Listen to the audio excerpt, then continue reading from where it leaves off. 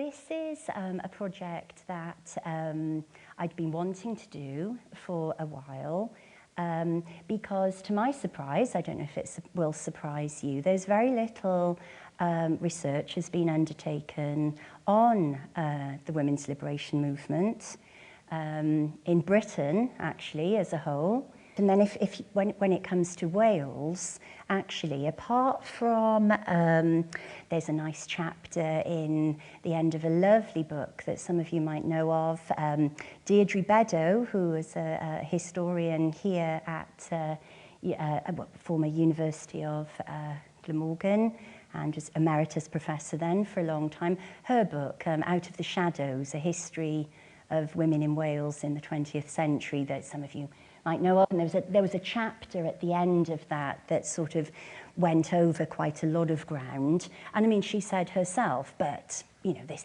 is very sketchy, very patchy. We haven't got a detailed study of this. So first of all, you know, all scholars need to address a gap in scholarship.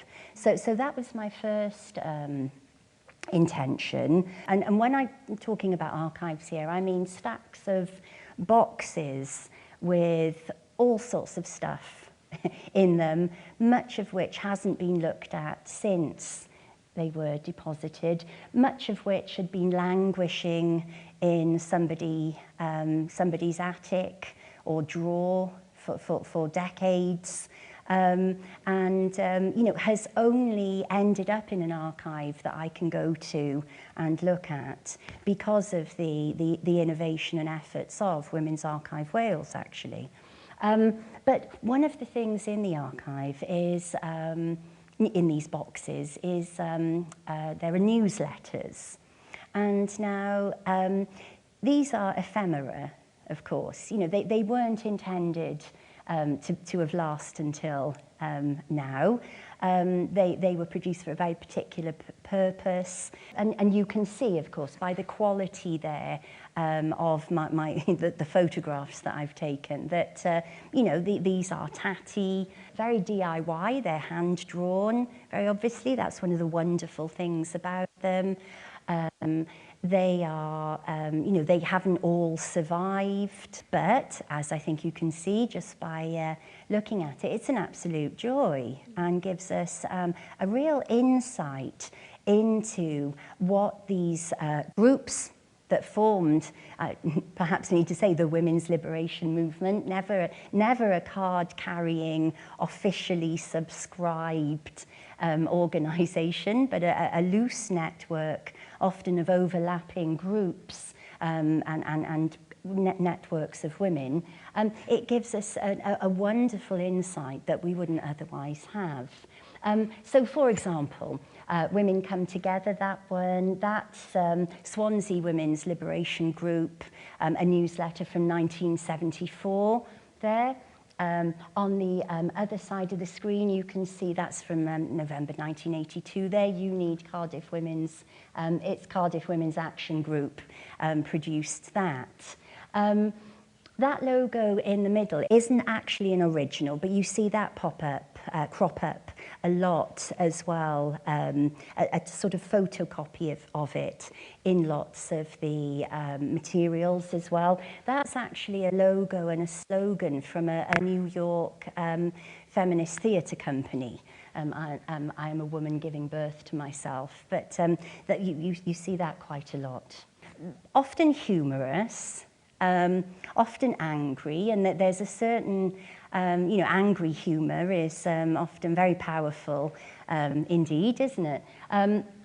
So it gives you a flavour just looking at these snippets about the kind of things they covered and talked about, and also the way they did it. There's poetry as well, you can see there.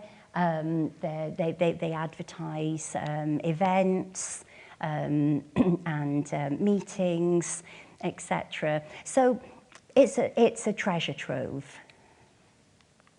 And some of the artwork and some of the, it is really, really very interesting. This is Cardiff Women's Action Group talking about self-defence in the early 1980s here. There are also then, particularly as time goes on, and depending who you're talking about, more sort of formal newsletters then. This is produced by the organisation Wales Women's Rights Committee, who were somewhat different in a number of ways. They did very well to liaise with with politicians and official organisations like the Equal Opportunities Committee and what was then the Welsh office, the trade unions, etc. So some of it is a little bit more formal, but really gives us an insight into the kind of campaigns they were running, their concerns. There's news in their updates, what's coming, and give reports on particular campaigns. So all sorts of things, anything from the National Abortion Campaign to Wales Women's Rights Committee were particularly concerned with women's unemployment, actually, female unemployment in the early 1980s, particularly female underemployment. And I mean, little just updates. So, for example, this is, there was a Women's Liberation in Wales newsletter, and this is from January 1975, saying things are looking fairly good at the moment, despite various ups and downs. Ups being like the 7 of us going to the Brighton Women and Sexuality Conference and really having a good time, and downs like the fact that Donna, Lynn, Jenny, and other people have come in for quite a bit of police/special branch harassment lately. Meeting every Monday, thinking about how we relate to each other, how we can best put the politics of the women's movement across here, thinking about having a series of evenings together, talking, thinking, feeling, doing, around something like the book, Body Work for Women, such as massage, self-examination, sexual politics, etc., moves afoot to combine it with having a meal together. So these updates tell us a lot.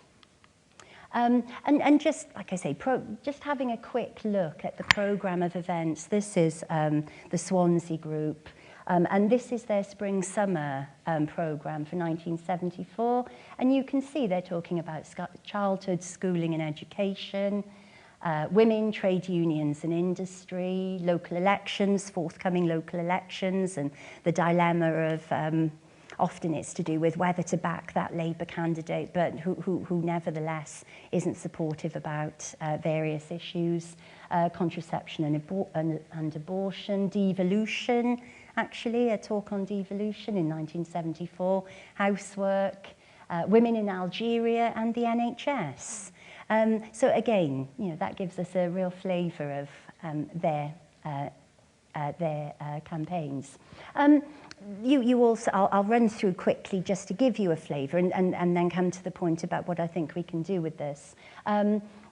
Advertisements and programmes for festivals, those are in there. And an awful lot of flyers as well, handbills, leaflets.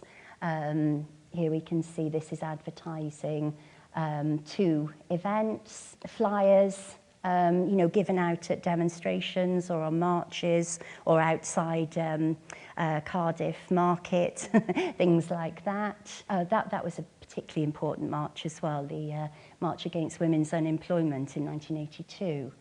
You can see Treforest was one of the stop-off points.